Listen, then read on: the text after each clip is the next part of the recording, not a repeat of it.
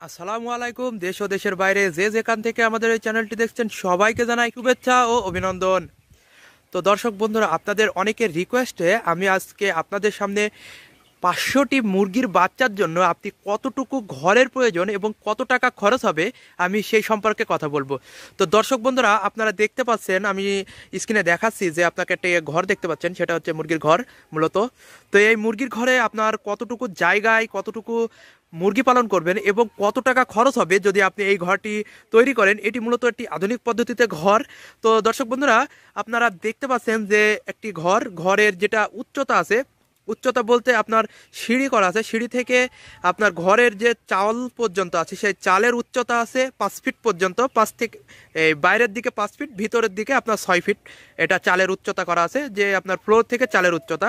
আমরা দৈর্ঘ্যে নিয়েছি 50 স্কোয়ার ফিট এবং প্রস্থে নিয়েছি 8 স্কোয়ার ফিট, তাহলে আমাদের গুণ করলে আসে 400।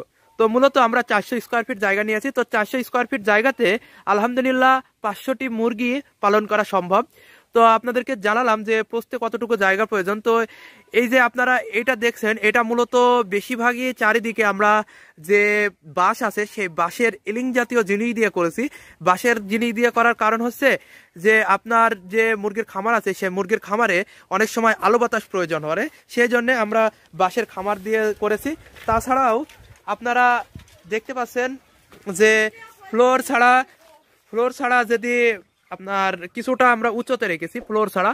এই যে এটা মূলত ফ্লোর, এখান থেকে আমাদের এই নিচুতে যদি আমরা রাখি তাহলে পরে কি হয় জানেন, যে মুরগি যেন সরাসরি যে মাটির কাছ থেকে যে ঠান্ডা আবহাওয়াটা পায় সেই ঠান্ডা আবহাওয়াটা যেন মুরগির শরীরে যেন না লাগে, সেই জন্য মুরগির ঠান্ডা সহ নানা রকমের রোগ এই সরাসরি বাসা বাঁধতে না পারে। সেই জন্যে এই ফ্লোর ছাড়া আমরা কিছুটা উঁচুতে করেছি মাচাটা, এবং মাচার তলে এমনভাবে করেছি যেন মাচাটার যেমন মুরগির বিষ্ঠাটা যেন নিচে পড়ে যায় এবং নিচটা যেন পরিষ্কার হয়ে যায়।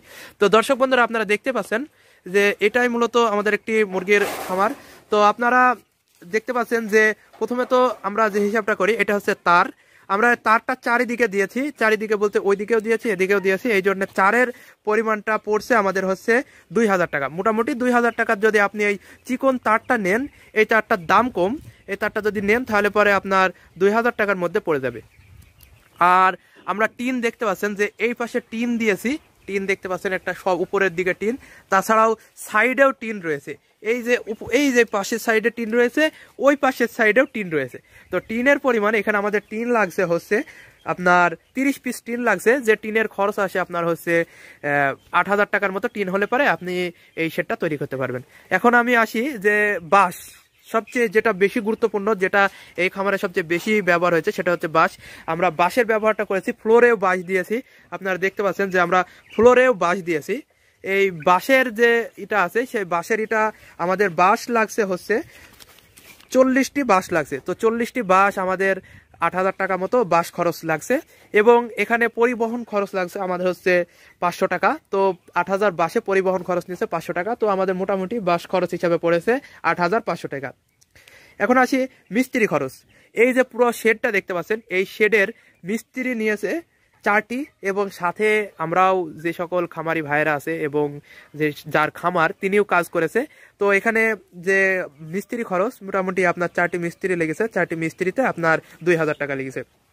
তাছাড়াও আপনি দেখতে পাচ্ছেন যে পিলারের ব্যবস্থা করা হয়েছে, যে আপনার চারিদিকে 4টা পিলার দিয়েছে আর মাঝে একটা পিলার দিয়েছে। এই যে এই পাশে একটা দিয়েছে, ওই পাশে একটা দিয়েছে, আর চারিদিকে 4টা, মানে মোট আমাদের এখানে 6টা পিলার লেগেছে।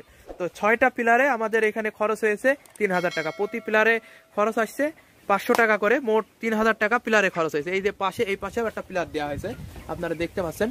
তো এই পাশে একটা পিলার দেওয়া হয়েছে, পিলারে খরচ হয়েছে আপনার 3000 টাকা। তাছাড়াও পেরেক আছে, পেরেক লেগেছে আমাদের 5 কেজি পর্যন্ত পেরেক লেগেছে। পেরেকের ব্যবহারটা সবচেয়ে বেশি লক্ষ্য করা যায়, কেননা বাঁশের তৈরি যদি আপনি একটি মুরগির খামার তৈরি করেন তাহলে পরে পেরেকের পরিমাণ সবচেয়ে বেশি লাগবে, এটা আপনি বুঝতে পারছেন। তো পেরেকের পরিমাণে আমার লাগছে হচ্ছে 5 কেজিতে 200 টাকা করে কেজি নিছে, তাহলে 1000 টাকা লেগেছে পেরেক।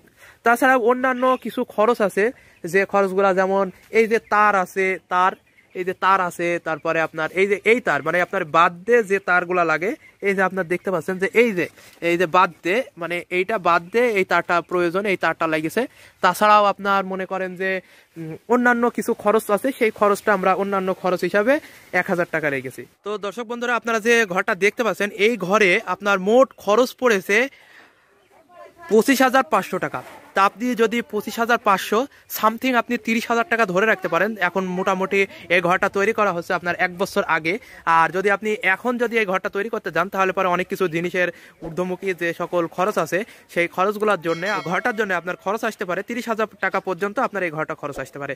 তো দর্শক বন্ধুরা, আপনারা আরেকটা জিনিস আপনাদের সামনে দেখায় যে আপনারা দেখতে পাচ্ছেন যে এখানে কিছু লেবু আছে, এবং লেবু এবং যে আপনার যে চিটাগুড়ের যে শরবত করে আপনার যে মুরগিকে দিলে পারে মুরগির যে কত রকমের রোগ ভালো হয়, সেই সম্পর্কে আমি একটি আপনার কাছে সুন্দর ভিডিও আপনাদের সামনে উপস্থাপন করব।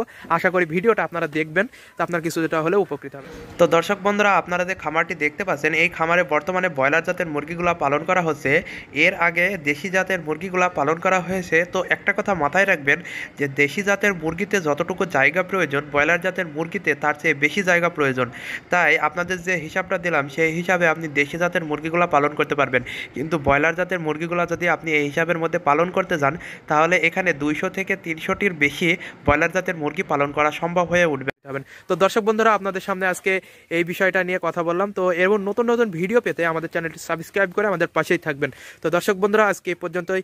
সকলে সুস্বাস্থ্য কামনা করে আজকে এখানে বিদায় নিচ্ছি। আল্লাহ হাফেজ।